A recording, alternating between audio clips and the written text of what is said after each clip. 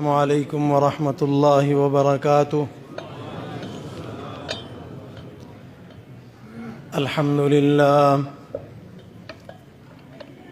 अल्हम्दुलिल्लाहिल्लज़ी हदा वसलामुन अला इबादिहिल्लज़ीना इस्तफ़ा। अम्मा बअदु फ़अऊज़ु बिल्लाहि मिनश शैतानिर रजीम। बिस्मिल्लाहिर रहमानिर रहीम। या अय्युहल्लज़ीना आमनुत्तक़ुल्लाह वब्तग़ू इलैहिल वसीला। वक़ाल नबियुना सल्लल्लाहु अलैहि व अस्हाबिही व बारक वसल्लम अलमर्उ मअ मन अहब्बह।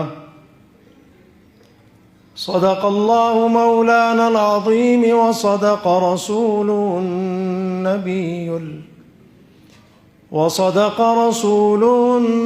नबियुल करीम। अया मौलाय सल्लि व सल्लिम दाइमन अबदा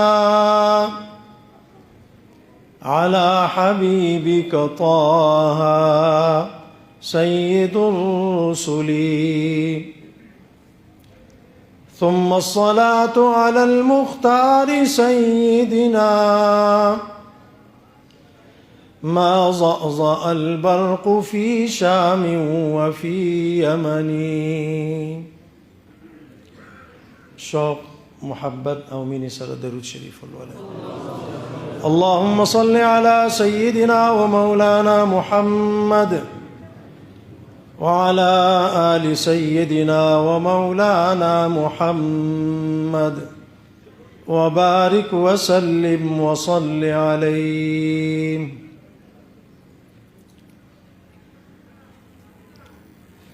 हज़रात अकाबिर उलमाए किराम, मशाइख़ इज़्ज़ाम,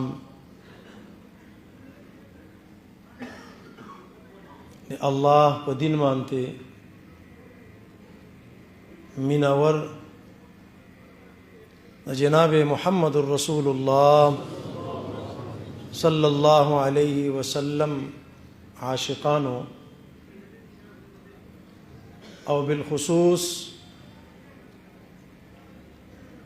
सालिकीन तरीक़त, बरादरान तरीक़त लरे लरेना रागली मिलमनो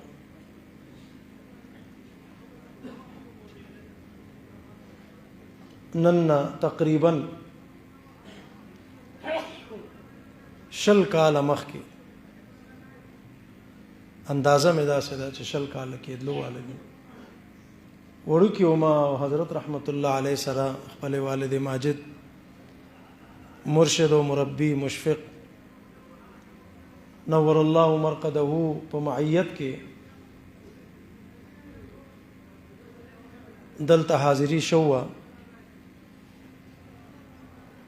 और नन यौ तवील अरसे न बाद अखपल डेर कदरमंद ग्रान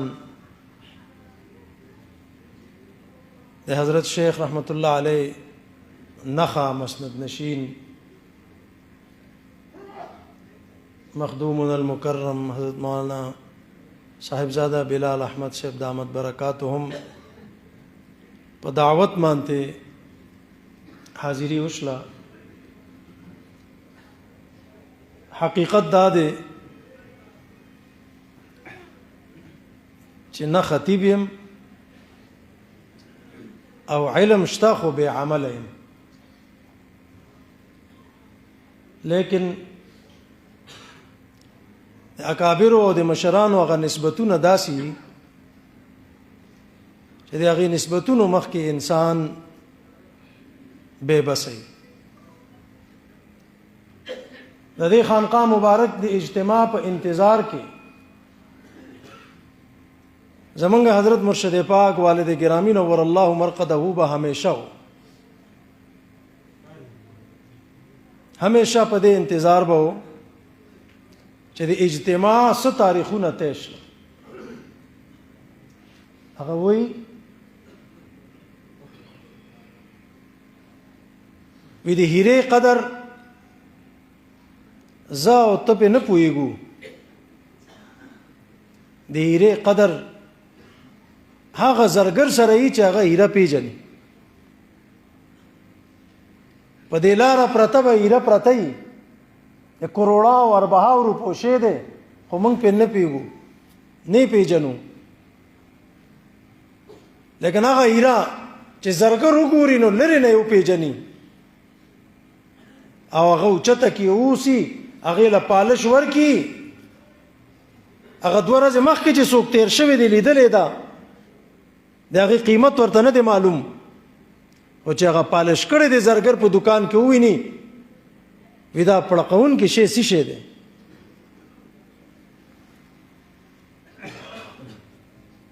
نو د دې کار اهمیت الله الله کولو والا، دا خلقو ته خولو والا، د دو مقام او مرتبه دا هغه خلق پیژني چې چا د دې خوند اغستی. یو انسان مخکې که ته ډېر ووایې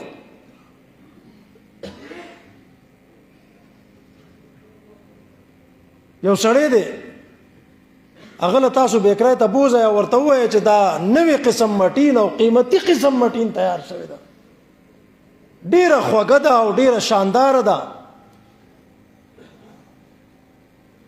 ډېره مزیداره ده، لذیذه ده، رنګ کې هم ښایسته ده او عمل هم ښایسته دی. نو چا چې سکلی نی هغه ته د هغې خوند څه پته ده؟ خوند خو هغه چا د پاره دی چا چې سکلې ده. د الله محبوبانو د دې خانقاهانو او دې کې چې د الله نوم خیره کېږي، د زړونو صفایي کېږي، باطن منوریږي، مازغه دماغ معطریږي، وجودونه پاکیزه کېږي. دا خو هغې حکیمانو، طبیبانو او ډاکټرانو صاحبانو ته پته ده، هغو ته دې قدر پیژني. یو مریض به څه وپیژني د دوایي قیمت او قدر چې څو یې خوړلی نی. د چا په سر درد دی، په جسم یې درد دی، که ته ورته ډېر ووایې مینتونه ورته وکړې خو هغه د دوایي قیمت نه پیژني، چې کله ولا په زوره پې وخورئ او آرام راشي بیا هغه وایي چې ها دا ډېر قدردان او قیمتي شی دی. نو دلته دا نن حاضري دا فقط د دې پاره ده چې دا مرکز د اهل الله او اماجګاه دی، دا د اهل حق مرکز دی. د مرکز کې هغه اشتهار کې نمونه لګېدل دي. که تاسو د صفه شریف د رسول الله مبارک صلی الله د عشق سبق باندې یې زموږ حضرت په دې ډېر زور لګاو غره. د نبی کریم صلی الله علیه وسلم نوم چې راشي نو څه به ویو؟ خوند یې ونه که لږ نور اوچتې ووایې او دا به حضرت ولې وي په موږ او په تاسو به دا ولې لول بار بار به وي چې دا سبق پوخ کئ پوخ کئ پوخ کئ. ولې دا میاشت کومه یو ده؟ ربیع الاول. د دې نسبت چا سره دی؟ نبی کریم د هغو راتلل هم په دې میاشت کې شو او دنیا نه تشریف وړل هم په دې میاشت کې شو. او کله چې دی خو پیغمبر علیه السلام سره د یو څیز نسبت جوړ شو نو بیا به د رسول الله مبارک ذکر ډیر کو او د رسول الله مبارک ذکر هر چا خپل انداز سره کړی دی کافرانو هم کړی دی مشرکانو هم کړی دی په دې کائنات کې دیونو هم کړی دی دې ګټو هم کړی دی زناور هم کړی دی انسانانو هم کړی دی هر چا کړی دی لیکن د هر یو کیفیت مختلف دی انداز مختلف دی الله جل شانه چې دا انسان پیدا کو او د دې انسان کامیابی نجات لپاره خپل کتاب قرآن کریم نازلو نو یو اعلان یو فرمایي او هغه داسې اعلان دی چې په دې دنیا کې نور اس عمل لپاره پورا اسلام کې د اسلام ټول احادیث وګورئ قرآن کریم وګورئ احکامات وګورئ نور لپاره نشته خو یو عمل داسې دی چې رب العالمین فرمایل اے ایمان والو زه او زما فرشتې کو خپل شان مطابق ان الله وملائکته یصلون علی النبی زه او زما فرشتې په چا باندې درود لګو چا باندې صلات لګو نبی کریم بیا وای نبی کریم څنګه خوږ نوم دی انسان څومره تازه شي دا زړونه څنګه منور شي او د چا نوم دی چې رب په هغه باندې رحمتونه برکتونه هر وخت لګي د رب فرشتې لګي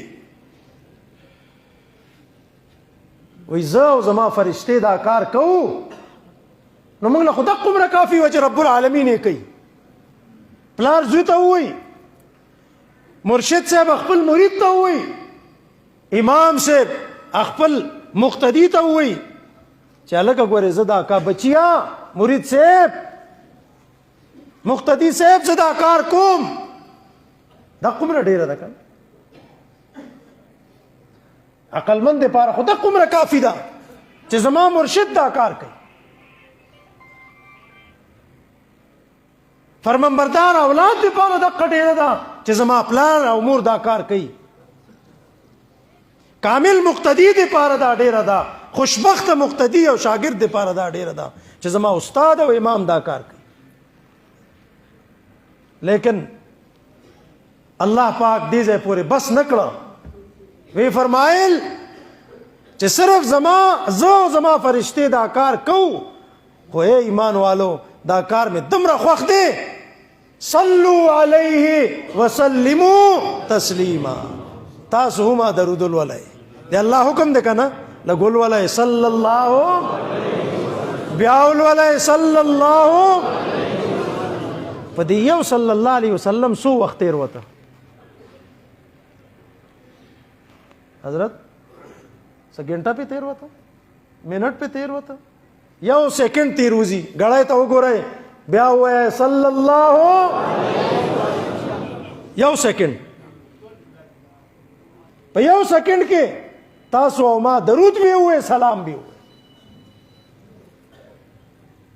او په دې مانته الله پاک بیا موږ لسره کوي انسان خو لالچي دی کنه زه خو لالچي ما چې کور نه روانېدلم والدې صاحبې ته مې وویل چې التزم چې دلته رالم خپل مشر تر صاحب ته مې ټلیفون وکړ چې جی زه ورسېدم هر یو انسان چې راځي نو څه مقصد وي څه غرض وي زمونږ غرض دا دی احب الصالحین ولست منهم لعل الله یرزقنی صلاحا الله دا پاکیزه او نیکان خلق دي د نیکانو مجمع ده د اولیاء مجمع ده په دې مجمع کې راغلي هر یو د الله محبوب دی ولې چې د الله د رضا او د هغه د بللو نه بغیر نه تاسو راتلی شئ نه زه راتلی شم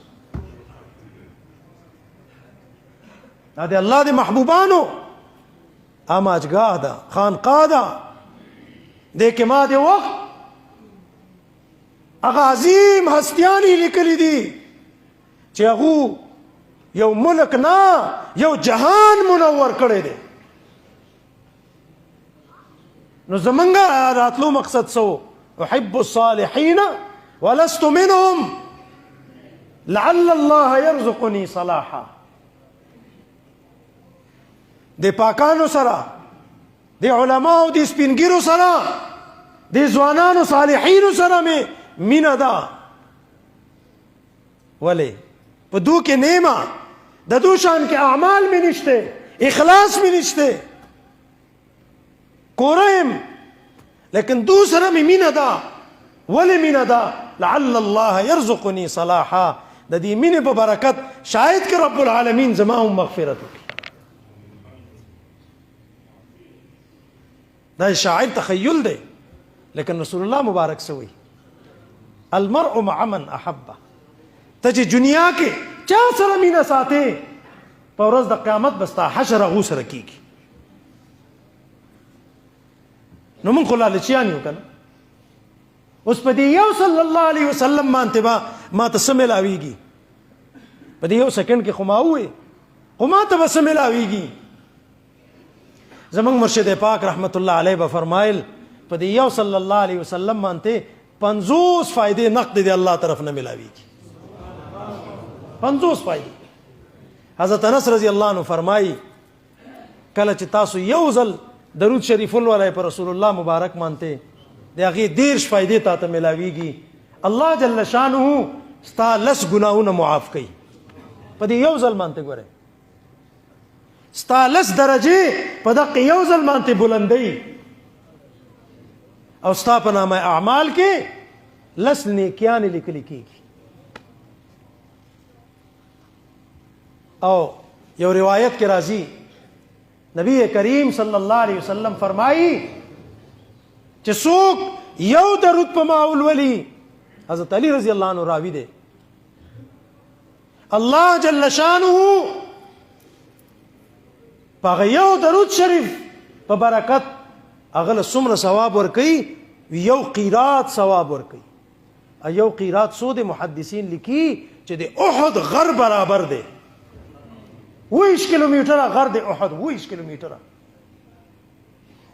او د احد غر برابر هغه ته ثواب ملاویږي.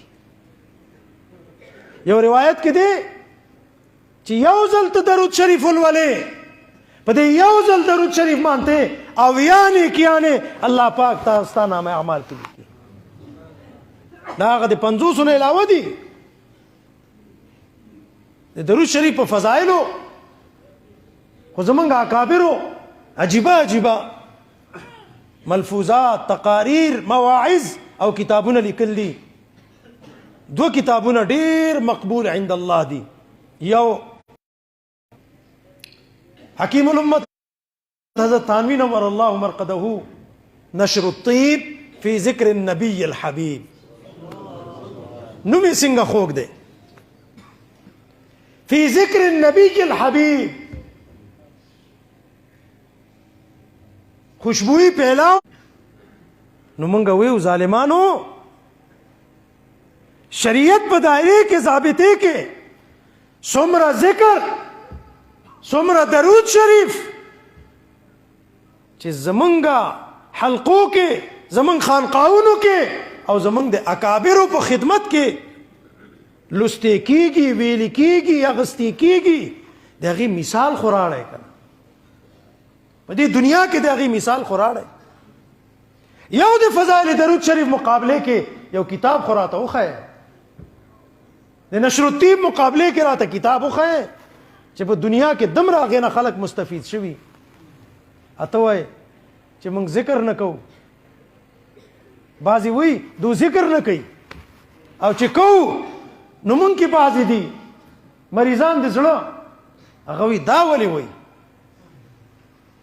څه په دې خفه دي چې ذکر نه کوي، او څه رانه په دې خفه دي چې دوی د الله نوم ولې اخلي. نو د الله نوم به نه اخلو، نه شیطان نوم به اخلو. د چا نوم به اخلو چې د الله نوم نه اخلو؟ په دې جماعت کې که اوس زما نارې ولګي، نعره تکبیر او دا فلان مولوي صاحب او مولانا صاحب او پیر صاحب نو زه اوچتېږم او رالګم په ځمکې باندې او په دقه د الله کور کې چې زه د خدای نوم اخلم ته وایې بدعت دی. راشه چې زه درته وښیم زمونږ کابرو به څنګه ذکر کوم. الله پاک څه فرمایي. زه د دې نه مخکې درته دا عرض ما خپله خبره دې ځای نه شروع کړې وه چې دا درود شریف زمونږ حضرت صاحب به فرمایل که دې جهان کې د غمونو نه بېغمه کېدل غواړي. آسانه جمله ده. نن په دې معاشرې کې هر انسان پریشانه دی او که نه دی. زه تاسو ټول نه تپوس کوم اس معاشرے میں آج ہر شخص پریشان ہے کہ نہیں؟ کوئی اولاد کی وجہ سے پریشان ہے, کوئی گھر کے ماحول کی وجہ سے پریشان ہے,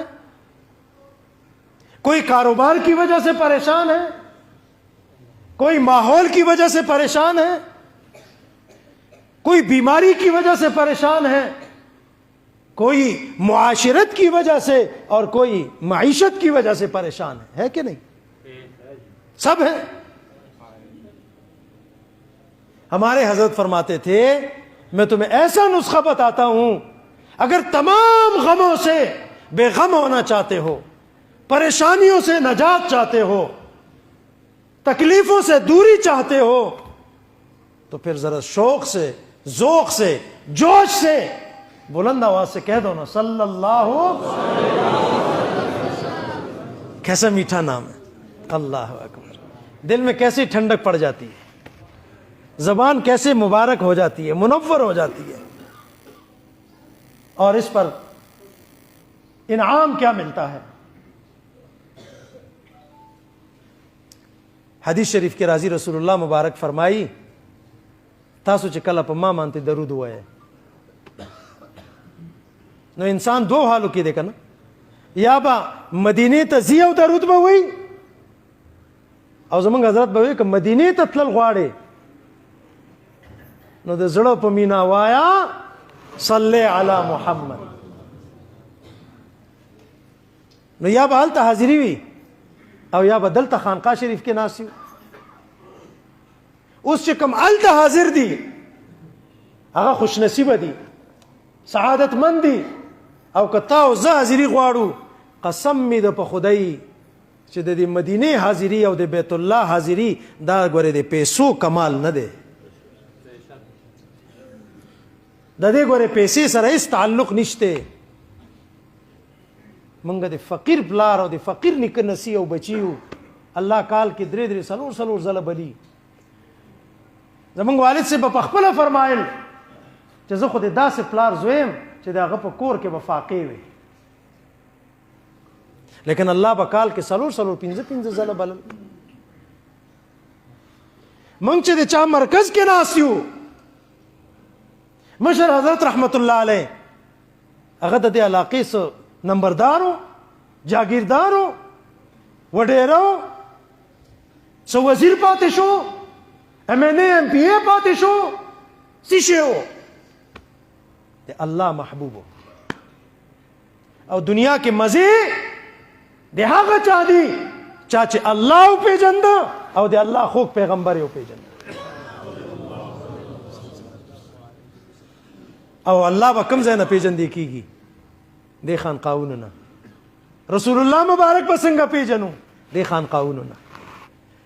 نو وایي چې څوک هلته راشي روضه انور مانته لږ تصور وکئ, ورسئ یو منټ له ټول مدینه پاک ته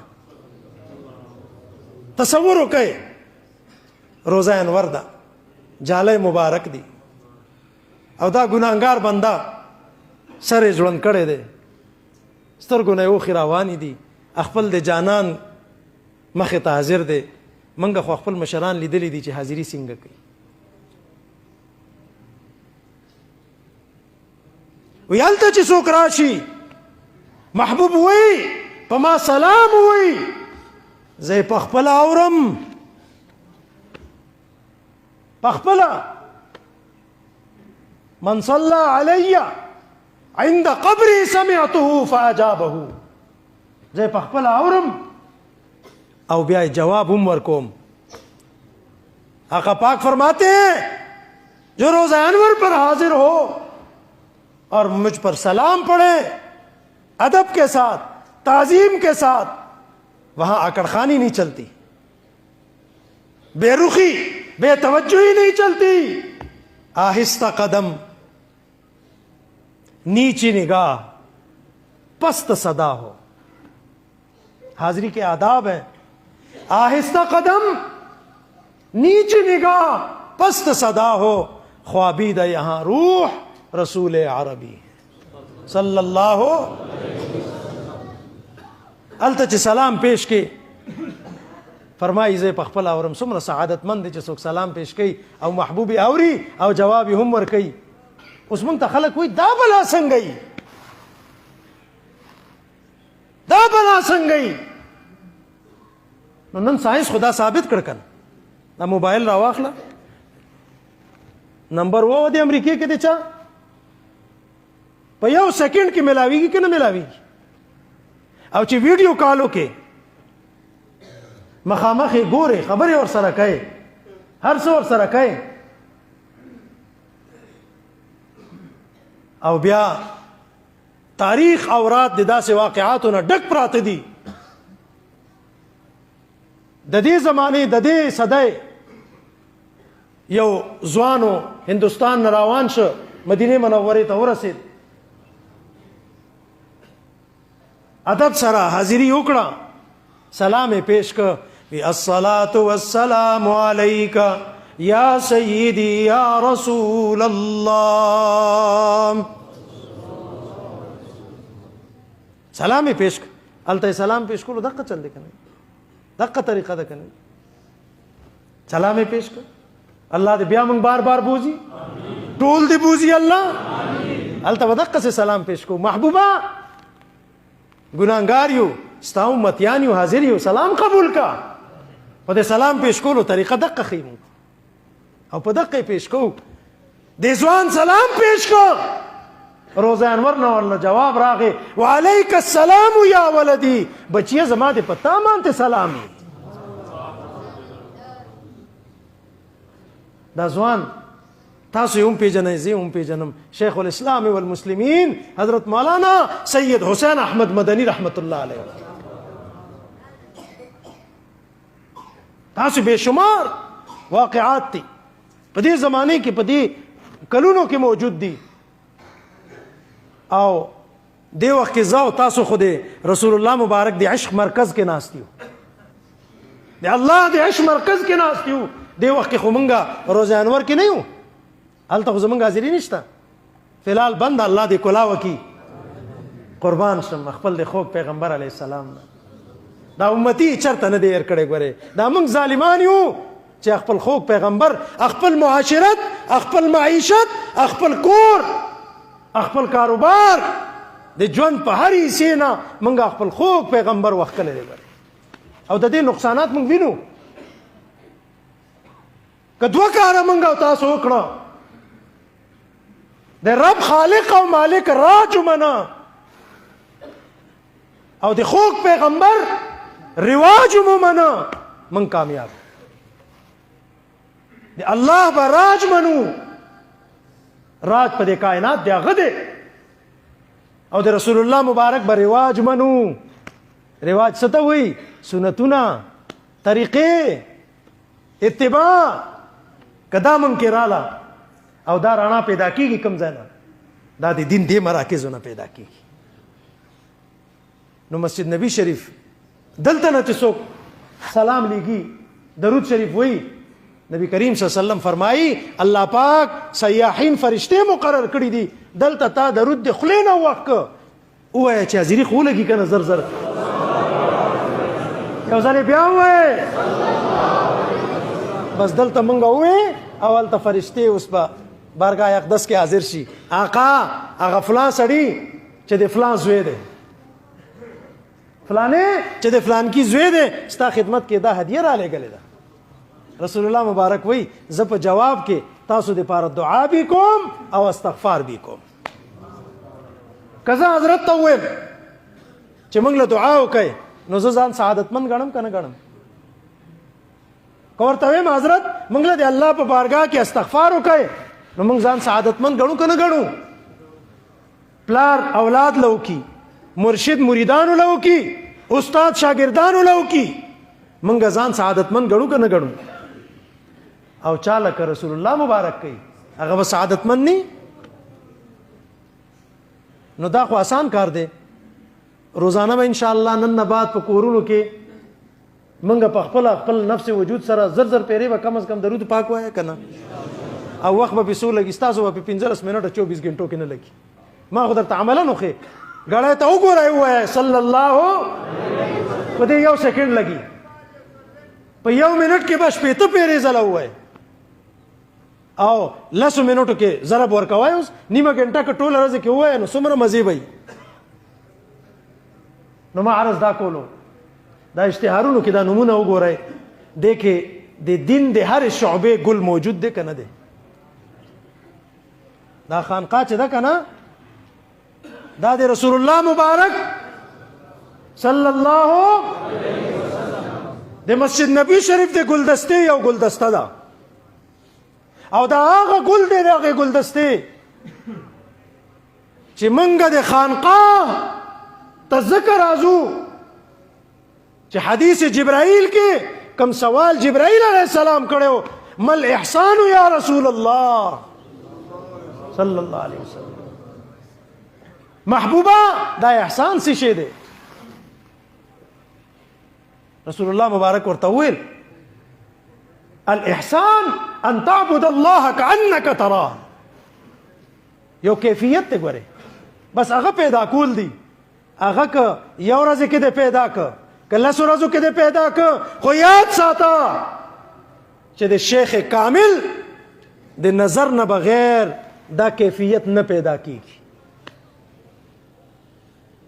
د کینسر علاج لبا معالج څخه ځې ډاکټر څخه به ځې هر چا سره چې ستا اعتقاد دی هغه څخه به ځې او کله کله چې ته لاړ شې په اول خوراک کې ستا بیماری ختمه شي. اول خوراک چې ته وخورې بیماری دې ختمه شي او بیماری کله که زیات وخت تیر کړي نو په اول خوراک نه ختمیږي.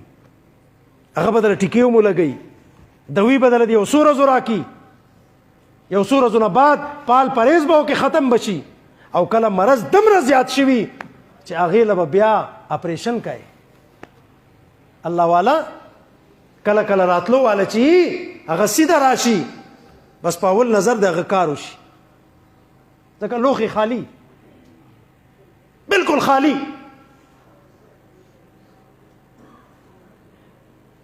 او کله به زی راځي او کله به بیا هلته سیروزي هم لګوي چلې به هم لګوي تهجد به هم کوي اشراق به هم کوي اوابین به هم کوي. خو یاد ساتئ دا احسان داسې شی دی تزکیه نفس. نن سبا موږ ورته تصوف یو پیری مریدي ورته ویو خانقاه کې دقه پیری مریدي. خو یاد ساتئ پیر هغه نه چې موږ ته د مور خور من کنځل کوي. پیر هغه ته نه وایي چې موز نه کوي. پیر هغه ته نه وایي چې په غاړې کې بس زنجیرونه اچولي پخپو یې زنجیرونه یا لاسونو کې کړي او شړنګي د شرابو نه به سترګې سري او مجاوري وي حضرت خو بس پونچه سرکار دی دی خو هغه واقعي پونچه و دی چا د خدای د معرفت نه لري دی. پیر چاته وایي آسان ټکې دی خلاصه ده د دین. رسول الله مبارک وی اذا رؤوا ذکر الله. چاله تو ګوره د هغه وجود نه د هغه اعمالو نه د هغه کردار نه تا ته الله یاد شي د چا په صحبت کې تعالی خدای یاد شي دا ولی الله دا ولی الله دی یا الله محبوب دی. نو احسان دغه دی ستا زړه کې دا کیفیت پیدا شي. دا کیفیت آسان چې کله عبادت کوي یا هر وخت که وده کېږي نو چې درته په زړه کې دا کیفیتي چې زه الله وینم. یو بچی دی یو شاګرد دی یو مرید دی بار نه پیر صاحب پلار یا استاد نه ویني هغه یې نه ویني. زه اوس دلته ناست یم بار نه به ډېر ما نه ویني لیکن سنو له به زه وینم. خو که ما ته پته ولګي چې هغه ځای نه مې پلار راغی او زه یې په شیشې کې ووینم هغه زه نه یم لیدلی هغه ته اډو پته یې نشته چې دا زوی مې دلته دی. پیر صاحب ته اډو پته نشته چې مرید مې دلته ناست دی لیکن مرید وکته. استاد ته اډو پته نشته چې شاګرد مې دننه دی لیکن شاګرد استاد له ګوري. نو تاسو لیدلی دي که نه دا واړه بچي چې کله سبق وایي نو دو چې دننه نه داسې بار وګوري نو یو بل ته وي اله ای استاد جي راغی استاد جي راغی هله ګورئ څنګه ځان سم کي یو دم بالکل ته به وایې لکه اوس د اسمان نه فرشتې راکوزي شوي دي. دغسې ده که نه واړه بچي شرارتونه کوي مور ورته وایي چې بچو مه کوئ هر سم مات کړه خو نه صبریږي. اچانک هغه یو بل ته وایي اے کاکا راغی ګورې دی څنګه سړي زامن شي څنګه یو دم او شیخ را روان دی مرید صاحب خپل په مستو کې مست دی او دا مرید وګوري بل ورته وایي هلکه ګورې حضرت صاحب راغی دی څنګه ځان نیغ کي کوي که نه کوي. نو رسول الله مبارک وایي ان تعبد الله کانک تراه. ستا زړه کې دا کیفیت پیدا کېدل چې ته د الله عبادت په دې کیفیت سره وکړې چې ته الله له ګورې او که دا کیفیت درته پیدا نشه ځکه موږ کمزور ایمان والا یو که نه. زمونږ حضرت جی به فرمایل چا به نن سبا شکایت وکړه که نه چې فلان کې داسې دی فلان کې داسې دی وی به شکایت مه کوه الله پاک خو موږ سره گزاره کوي که نه الله خو موږ سره گزاره کوي. که زمونږ عملونه او کرتوتونه وګورې نو موږ د الله په دې کور کې د کېناستو قابل یو په دې ګنده ژبې مانتې د الله او د هغه د خوږ پیغمبر نوم اخیستو قابل یو. فرمایل به الله هم بندګانو سره گزاره کوي تاسو به گزاره کوئ. نو موږ چونکې کمزور یو که نه ایمانونه هم کمزوري دي اعتقادونه هم کمزوري دي. اے برادران طریقت یو عرض درته کوم ستاسو خدمت کې مهمه خبره ده. نن سبا د مادیت دور دی د مادیت غلبه ده او خلک یو دم بد اعتقاد شي. نه ګورې دا لار د کامل د اعتقاد ده چې کوم مرشد څخه د بیعت کړی بیا د هغې در ګداګر او غلام پاتې شه انشاءالله تعالی به الله پاک د هغې لوی مرتبه او مقام درکوي. تشریف راوړئ.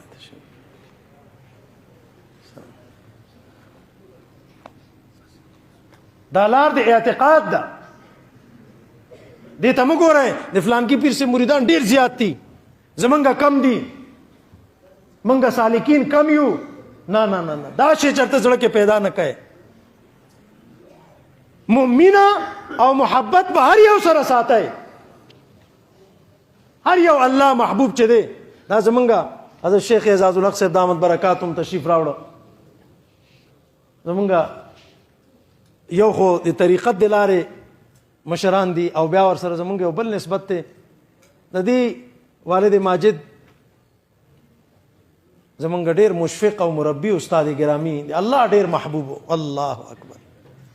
په دې دنیا کې که دنیا نه بې رغبته شخصیات هم لیدلي د دې والد ماجد رحمت الله علیه او د دې مشر تره رحمت الله علیه. تاسو تصور کولی شئ چې په دې وخت کې د سلو نوټ څوک نه پیژني چې هدیه به ول ورکوله نو عرض به ورته کو چې حضرت دې کې ګورئ هغه د 100 روپۍ به چې موږ هدیه ورکوله نو ورته به وي چې حضرت دې کې هغه سور سورني د سلو والا هغه پکې ګورئ لسی. دا وخت رخصت د دنیا نه به نه پیژندل. اوس که زه بیت د یو بل مرشد نه یم او د هغې زړه کې بد سوچ کوم نو دا هم موانع د طریقت دي. دا به هم نه کوي. مینه به دو سره دومره ساتي چې په کائنات کې د چا سره ني، ځکه دا د الله محبوبان دي. د دو د صحبت اختیارولو مال او تاسو له حکم دی او زمونږ پکې خیر دی، مراتب دی، ترقی دی. لیکن چانه چې تبه دی هغه شیخ ګورې تا د پاره د جنید شبلی او د بغدادي نه هم اوچت مقام والا پکار دی. ستا زړه کې به د هغه مقام او مرتبه د هغه نه هم اوچته وي، نو ته به کامیابېږې، ته به د سلوک منازل طی کوې. نن سبا عجیبه یو دغه ده، یو شیخ نه به سړی بیتي او بل به ورته وایي چې هلکه دلته ستا فایده نه کېږي، ته راځه بل چا نه به بیت شو. دا د ګمراهۍ اوله لار ده. څوک چې یو شیخ نه چا دغه وانغسته د الله ولی نه او محبوب نه، هغه ګورې که ټول نه بیت الله کې دننه هم کېنوی، هغه بیا هم نشي مستفیدی. خپل شیخ سره به کامل اعتقاد ساتي. د دې مرکز وابستګانو دا د اهل حق مرکز دی.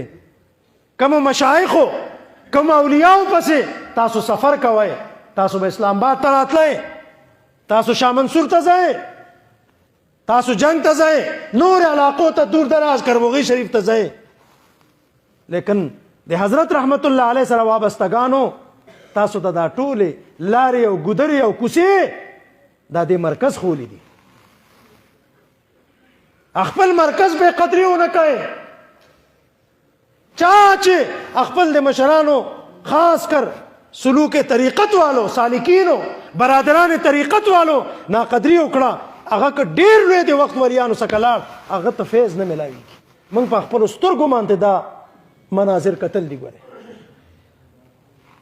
دا یاد ساتئ، مینه به هر یو سره ساتئ، ځکه دا ټول مشران دي، د دونه بغیر زموږ نجات نشته. لیکن که طریقت کې تصوف کې ترقی غواړئ نو بیا به د خپل د شیخ د سپلو غلام جوړېږي، طالب به جوړېږي. وایي ماله دلته فایده نه ده میلاوه شوې، تا ته به فایده څنګه میلاوه شي چې تا خو ځان کامل ګڼلی دی دلته راغلی، تا خپل لوښې خالي که راشه، خپل ځان حقیر وګڼه راشه، طالب صادق شه راشه، او بیا تاله خیر ملاویږي که نه ملاویږي، بیا خو ته راشه که نه. نو زما عزیزانو دا د خانقاه دا ماحول چې دی دا ګورې دی رسول الله مبارک د بعثت مقاصدو کې یو لوی بعثت دی، د بعثت مقاصدو کې یو لوی مقصد دی.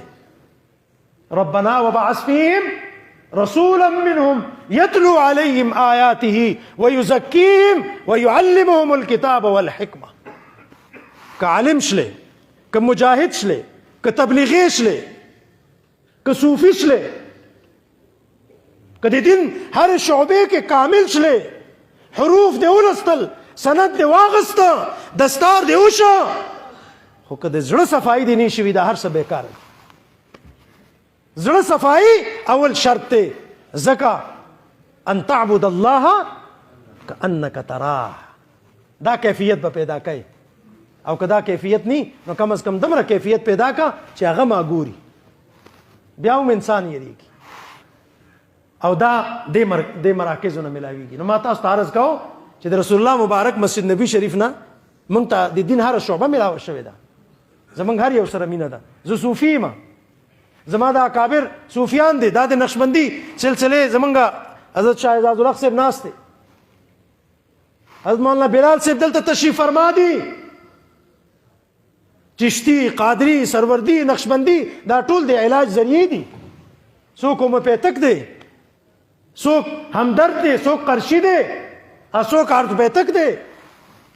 دا طریقې دي. هلکه ستا چې ابتدا نه چا سره مناسبت پیدا شو فایده به دله هر یو رسوي.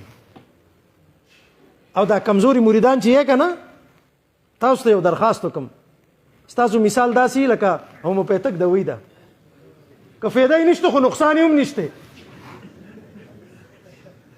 که فایده یې نشته خو نقصان یې به نشته. وایي چې زه هومیوپیتک استعمالوم، که فایده یې نشته خو نقصان یې به نشته که نه. ګورې تصوف کې دا شی نه چلیږي چې فایده یې نشته او نقصان، که فایده یې نشته نو نقصان یې هم نشته. نه، تصوف کې سیده سیده دوه لارې دي، یا نفع یې نفع ده یا نقصان یې نقصان دی. دریم لار پکې نشته. توحید مطلب توحید خالص، صفا زړه براړې، خالي زړه براړې، او د اغستو په نیت پر راځي، د ورکولو په نیت مه راځه. دلته نه موږ اغستل راغلي یو. نو مسجد نبی شریف ګلدسته چې وه هغې کې درس و تدریس بي و، صوفه شریف وه، هغې کې د الله ذکر مبارک بي و. نن ورته دا ذکر نوی شیخ کاري، د الله ضربونه لګوه، فدا دین کې نوی شی راغی. راشه زه تا ته الله څه وایي، یا ایها الذین آمنوا اذکروا الله ذکرا کثیرا. اے ایمان والو زما ذکر لږ کثرت سره وکئ، زما نوم ډېر واخلئ. بل ځای فرمایي فاذکرونی اذکرکم، تاسو زما ذکر کوئ، چې کله تاسو ما یادوئ زه به تاسو یادوم. بل ځای کې فرمایي الا بذکر الله تطمئن القلوب، تاسو د زړونو اطمینان غواړئ نو دا به د الله په ذکر کې، او کیفیت د ذکر هغه به د مشایخو نه زده کوئ، خپل مرشد نه به زده کوئ، د خانقاه نه به زده کوئ. او رسول الله مبارک څه وایي، ته ما ته وایې چې ذکر مه کوو، په زوری مه کوو، روی مه کوو، خفي مه کوو، جهر یې مه کوو. مریضه ته خو لا په خپله مریض یې، تا لا علاج نه دی کړی، نو ته به څنګه پوه شې په دې دوي اثر باندې؟ اول دوي خو خره کنه، بیا به یې په اثر پرېوشي پوه شي. رسول الله مبارک څه وایي، ابن عباس رضی الله عنه فرمایي چې یو ورځ نبی کریم صلی الله علیه وسلم، یو صحابي دی حضرت عبدالله بن رواحه رضی الله عنه، جلیل القدر صحابي دی، حضرت اوچت صحابي دی. وی عبدالله بن رواحه رضی الله عنه خواته راغی. په دې وخت کې حدیث کې الفاظ دي چې عبدالله بن رواحه رضی الله عنه هغه مجلس کې چې ورسره کوم کسان ناستو هغو ته د الله ذکر ښیي، د الله یذکرو، د الله ذکر یې ورته ښیي. نبی کریم صلی الله علیه وسلم ورته وفرمایل اے عبدالله ستاسو دا عمل الله له دومره خوښ دی، دومره محبوب دی چې ما ته یې وفرمایل لاړ شه دو سره کښېنه. او بیا ورته نبی کریم صلی الله علیه وسلم آیت تلاوت که واصبر نفسك مع الذين يدعون ربهم بالغداة والعشي يريدون وجهه ولا تعد عيناك عن محبوبا. دوسرا ادریگا، دوسرا پاتشاہ، ولی دا د الله رضا غواړي، د الله دیدن غواړي. اے محبوبا دونه خپل سترګې مبارک د مینې او د مینې توجه هغه دونه لرې کوه مه، ولا تعد عیناک عنهم، دا مه لرې کوه. ولې؟ هغه د الله محبوبان دي که نه. یو حدیث شریف کې راځي چې کله د ذاکرین ذکر کوي، دلته دا نه دی ویلي چې ته رو کوه، ته په زوره کوه، ته زړه کې کوه. ذکر په هر طریقې ذکر دی. که خپل شیخ درته وایي چې هلکه اوچت مه کوه، رو کوه، تا دپاره دا فایده مند دی، ته به د شیخ منې، ته به د معالج منې، ته به د طبیب منې، ته به د ډاکټر منې. او که هغه درته وایي په زوره کوه، بیا به هلته یو جاهل نه منې، د یو غیر عارف به نه منې، هلته به بیا د چا منې؟ د سرجن به منې، سپیشلیسټ به منې. پوه شوې؟ نو د ذکر دا ډېر عجیبه انوارات دي، برکات دي. نور به زه د حضرت خدمت کې عرض کوم، هغوی به تاسو ته دا ذکر دغه وکړي. رسول الله مبارک فرمایي چې څوک کله چې دا ذاکرین ذکر کوي نو په دې کائنات کې د فرشتو یو جماعت ګرځي. حدیث کې دي چې د هغو نور هېڅ مقصد نشته، هېڅ کار نشته، هغه صرف تلاش کی معلومي کوم ځای کې دا د الله ذکر والا ناست دي، او چې کوم ځای کې دوله پیدا کی لاړ شي د هغو له پاسه سوري وکړي، د رحمت وزرې پې ووري، تر اسمانه پورې دا خلا ډکې کی فرشتې. او دا ذاکرین چې ذکر ختم کی دو ته دا پیغام ورکړی شي چې لاړ شي دو ته ووایي پاسئ چې دو پاسی دا پیغام ولا ورکړي چې الله پاک ستاسو مغفرت وکړي رب العالمین ستاسو د هر ګناه بدل کې نیکی راکړه ستاسو ټول ګناهونه معاف کړ وبدلت ستاسو ګناهونه د نیکانو سره تبدیل کړه عزیزانو دا نن چې موږ کوم مرکز کې ناست یو ګوره دا د اهل حق مرکز دی دا د مشرانو قرباني وه او د هغو دا ثمره نن تاسو وینئ دا څومره لرې علاقه ده قسم مې دی که لک روپۍ هم څوک راکړي هسې پکې نه راځو خو دلته چې دا اکابر دا مشایخ راغله او موږ ګناهګاران دلته حاضر شلو ولې راغلو چې دلته یو د الله محبوب پاتې کېږي د هغه مرقد هم دلته نږدې دی د هغه فیوزات دي هغه محبوب الصالحینو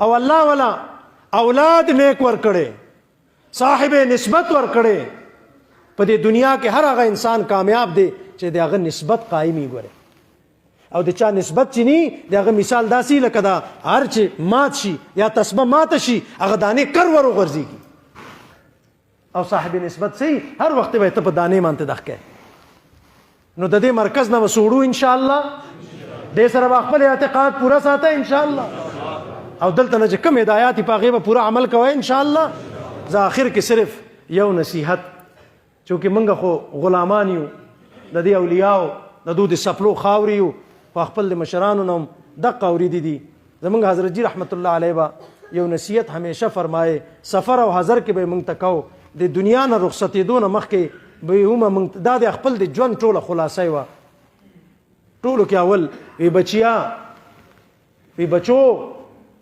معمولات به ګورې نه پرېږدئ شیخ چې کوم معمولات ښي دا به نه پرېږدئ ولې چې دا د باطن د صفایۍ او د روحاني ترقیاتو ذریعه ده تر مرګ هغوی خپل معمولات نو پرېښي کوم معمولات چې والا خپل مرشد پاک سن 68 کې ورکړي او دویم وی بچیو تهجد مه پرېږدئ چې دا د ولایت سیړی ده دریم خپل د اکابرو خپل د مشایخو چاله چې د لاس ورکړې بیا دا مه ګوره چې دنه بلا کمالات ظاهریږي او زه بس خرق عادت سیزونه ګورم کشفونه به ګورم فلانکې سیزونه به ګورم نه نه مطلوب زما دا دی چې د ده په وسیلې زه الله ته ورسم یا ایها الذین آمنوا اتقوا الله وابتغوا الیه الوسیله اے ایمان والو الله نه ویریږئ او وسیله تلاش کئ ته د وسیلې منکر یې زه خو نه یم منکر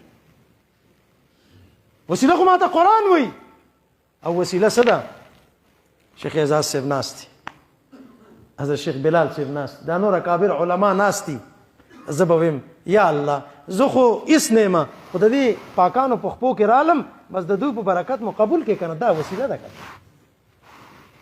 بچی دکان ته ځي سیز اخیستلو له نو دکان ته چې ځې شی اخلي نو جیب کې خو د روپۍ په کار ده که نه بې روپۍ څوک شی ورکوي یو ورځ یې به دله راکړي دویم ورځ یې ورته یا هلکه مازغه مې مه دغه کوه زه دلته ګټې ته ناست یم ټول خو رانه ته اوسې روزانه به زه تاله د 50 او د 100 روپو شی راکوم نو هغه بچې به څه چل کوي هغه به ځي خپل پلار څخه مور څخه وی مورې ای پلاره دا پیسې خو راکړه که نه دکان والا کاکا خو لاله شی هم نه راکوي هغه وی ورشه هغه دغه راړه نو د دکاندار څخه راتلو دپاره او شی اخیستلو دپاره دا روپۍ وسیله ده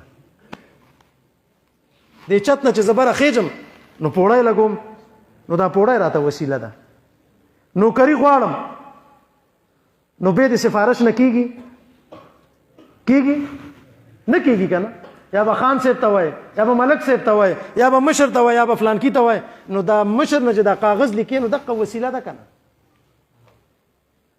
ډوډۍ چې خورمه بازار نه شی راړم هغه عوض چې ورکوم نو دا وسیله ده که نه نو الله فرمایي اے ایمان والو د الله نه ویریږئ او وابتغوا الیه الوسیله هغه ته د رسیدو وسیله تلاش کړئ. نو وسیله موږ ته څه میلاوه شله؟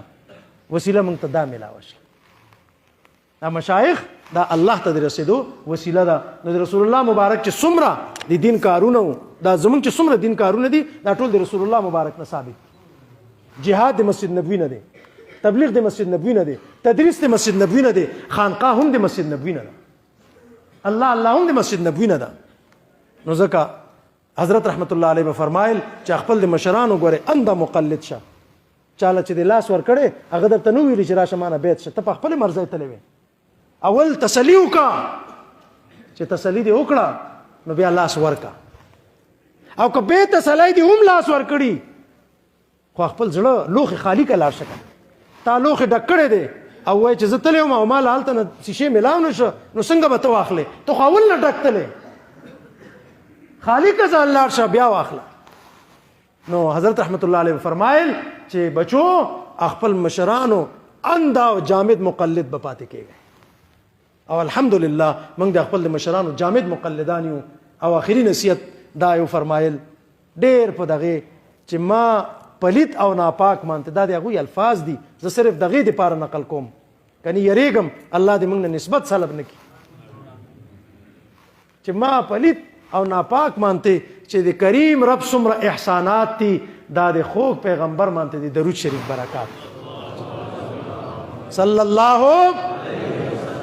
یو عام نصیحت به تاسو ته هم کوو، وی به یو خو هر وخت زړه نه مرګ یاد ساتئ. یو ورځ مرګ دی، د الله بارګاه ته موږ له تلل دي، پیش کېدل دي، خلاصې نشته. دویم وی د هر کار کې د سنت اهتمام وکړئ. په دې مجمع کې ما الحمدلله ثم الحمدلله الله کریم استا کروڑا شکر. هغه د مشرانو ځای ته چې انسان راشي ایمان تازه شي. دلته ټول اکثریت 95% تقریبا ټول الحمدلله د سنت مطابق ناست. دا کمال دا دی. او دین علاوه زه کمال غواړم، ویښته د سنت مطابق، لباس د سنت مطابق، مخ د سنت مطابق، ګیری دي، سرونه پټ دي. 95% ما ته خو دغه څه ښکاري. او دا یو 5% به غریبانان دغه دي، یا به نوی راغلي، یا بلا څه نور عذر مانی. د الله ذات نه امید دی چې د دې صلحاو په برکت به الله هغوی باندې هم رحم وکړي. خو زما به هغوی ته دا درخواست دی که کامیابي غواړئ، که خوشحالي غواړئ، ګورې هغه د رسول الله مبارک د طریقو نه بغیر نه ده.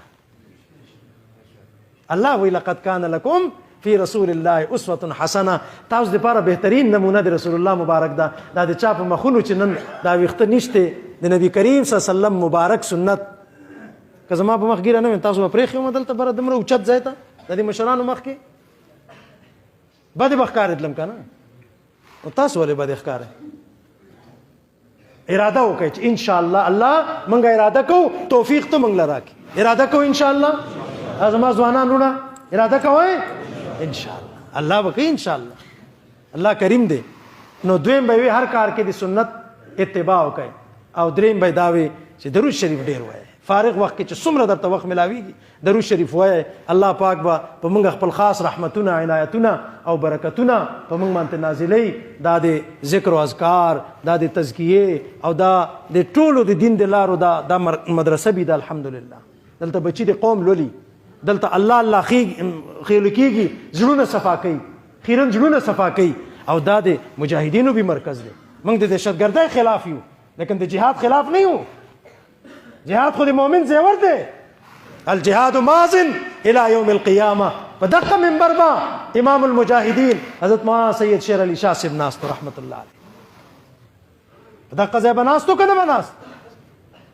او دغه منبر نه نن نه 50 کاله مخکې به هم دا دعاګانې کېدلې الله مجاهدینو له کامیاب کې.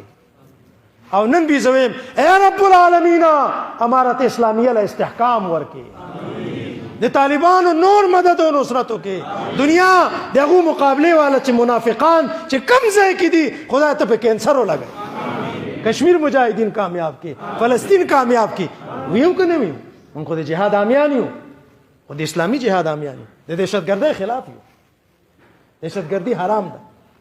جهاد حلال او دغه مرکز د تبلیغ هم دی دلته ډېر د تبلیغ والا حضرات ناستي چې زه په خپله پیژنم تبلیغ سره وابسته دي دا کمال دی د دې مشرانو د خانقاهونو چې د دین ټولې شعبې خلک وي دو تنګ نظره دي دا صوفیان د الله بندګانو ټولو کې زیات وسعت نظر والا خدا دي چې په یو محفل کې یو چت لاندې ټول جمع کړي دي نن سبا خو داسې دي چې د هغو خواته موږ صوفیان لاړ شو صوفیان مه راځئ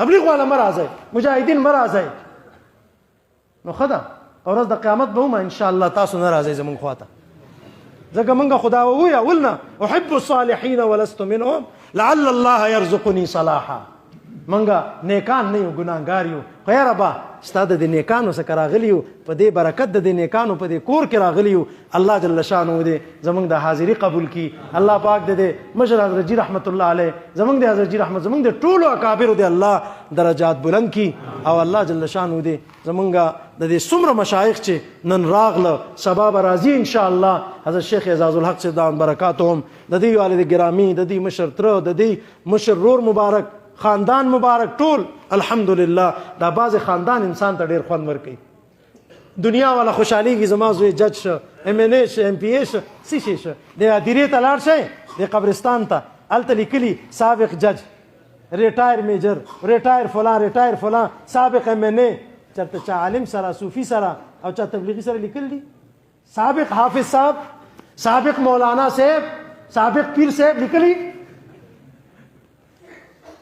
ولی البقاء لله بقا چا د پاره ده او د الله هر نسبت باقی دی که دنیا نه سړی لاړ د هغه یاد د هغه ګلدستې د هغه خوشبویانې هغه دا نن باقی دي که نه دي نو الله جل شانو دی د حضرت صاحبزاده صاحب دامت برکاتهم دا محنتونه باراور کی او الله جل شانو دی ژوند عمر کې د دې رفقاو او د حضرت رحمت الله علیه د تمام خلفای کرامو په ژوند عمر کې برکات نصیب کړي د دې خانقاه وابستګانو په ژوند عمر کې برکات نصیب کړي چې د دې په برکت مانته د لوی لوی اهل الله چې دلته نه تاسو زرګاو روپۍ خرچه کوئ اول ته ځئ او کله هغه میلاو شي کله میلاو نه شي څومره مینتونه کوئ ځان نه سوای ورته هغه ټول اهل الله به نن تاسو دلته ووینئ سبا به یې ووینئ دا ټول دا د دې خانقاهانو برکت دی چې خانقاه د اجتماعیت نوم دی خانقاه د انفرادیت نوم نه دی خانقاه د ټول امت لپاره د خیر سوچ کوي الله کریم دې زموږ د حاضري قبول کړي ستاسو حاضري دې قبول کړي الله جل شانه دې دا خانقاه او د